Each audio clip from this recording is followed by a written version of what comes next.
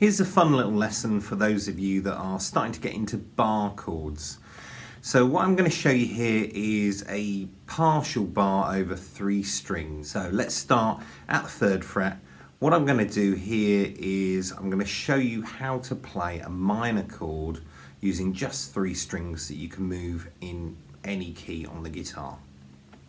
So if we go to the 3rd fret and put your first finger down on string 3, and then what I'm going to do is I'm just going to bring the finger flat and bar across all 3 strings. That means I'm going to get the finger nice and straight. So it's covering strings 3, 2 and 1 at the 3rd fret. Now if I take the pick and just play down, I have a minor chord here. Now in this instance that's basically a G minor chord, or if you like a G minor triad. So the way the guitar's organised, it means that in this instance the root note is on string number 1. So we would have the root note, that's the G, on string number 1, the 5th, that's the D, on string number 2, and the minor 3rd on string number 3. So it's kind of like an inverted triad, if you like. Okay, so I have a G minor chord here. Now because the root note's on the 1st string, it means if I move this shape down to the 1st fret where I have an F note, it's now become an F minor chord. So at fret 1 it will be an F, well there's an F root note. At fret number 3 a G minor, fret number 5 an A minor because we have a root note on string number 1 at fret 5. Fret number 7 it becomes a B minor.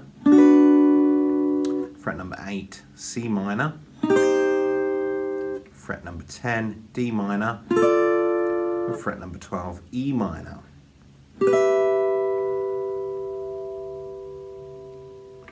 Okay, so let's recap that one more time. So fret number 1, it's an F minor.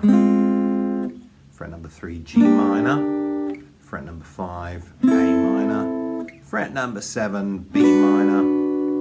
Fret number 8 C minor. Fret number 10 D minor. Fret number 12 E minor.